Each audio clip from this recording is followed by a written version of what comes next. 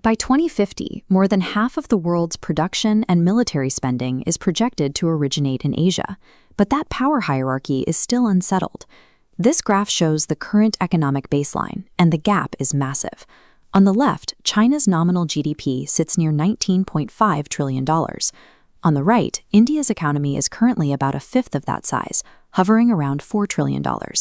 That $19 trillion figure translates directly into physical reality. Over the last 4 decades, China has built a dense, highly integrated ecosystem of megacities, ports, and high-speed rail that anchors global trade. That economic scale also buys heavy conventional military capacity. China spends an estimated $336 billion a year on defense, supporting a naval fleet and advanced missile forces, dwarfing India's $92 billion military budget. If geopolitical dominance were a static snapshot, the race would already be over.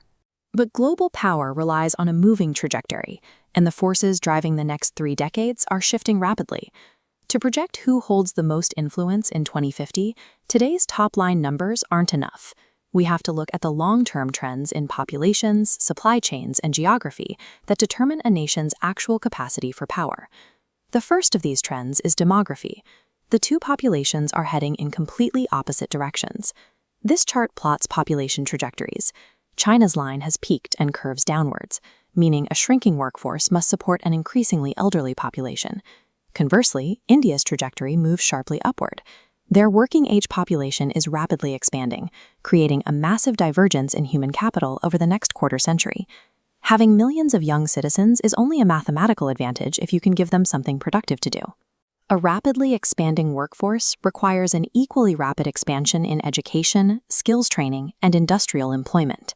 Demographics will act as a volatile multiplier. If India generates enough productive jobs, they secure a deep structural advantage. If they fail, that huge demographic wave turns into widespread unemployment and social instability. When we think of military friction between these two countries, the focus usually lands on the rugged, high-altitude border disputes in the Himalayas. However, the broader strategic advantage lies to the south. The Indian subcontinent physically juts out into the middle of the Indian Ocean, dominating the most vital maritime pathways on Earth. China relies heavily on these specific sea lanes to import its energy and export its manufactured goods. Every cargo ship and oil tanker moving from the Strait of Hormuz to the Malacca Strait has to navigate waters right in India's backyard. By expanding its naval power, building up coastal ports, and cementing maritime partnerships, India is actively working to turn that geographic location into an inescapable strategic chokehold. By the middle of the century, the balance of military power in Asia will likely be decided by whoever controls the economic lifelines flowing through the ocean, rather than who holds a mountain pass. The third variable is the global supply chain. To reduce reliance on a single manufacturing hub, international companies are increasingly adopting a China Plus One strategy, actively looking to move parts of their production into alternative markets. India is aggressively maneuvering to absorb that shifting capital. They are pouring resources into expanding their industrial capacity, targeting sectors like mobile phones, renewable energy, and defense equipment. The high-stakes race is over advanced hardware, like robotics, quantum computing, and semiconductors. While India has deep software talent, China currently commands a massive lead in the physical manufacturing of these physical technologies. This flowchart maps the current trade dynamic, and it reveals a harsh economic reality. Out of roughly $151 billion in total bilateral trade, over $131 billion consists of goods flowing directly from China into India. Even as they compete strategically, India still requires Chinese machinery, components, and raw materials to build out its own factories. They are intense rivals, yet so deeply intertwined that fully cutting economic ties is nearly impossible. All of these variables lead to 3 realistic outcomes for the year 2050. In the first scenario, China manages its demographic decline by deploying advanced artificial intelligence and automation, maintaining its position as Asia's primary economic and military power.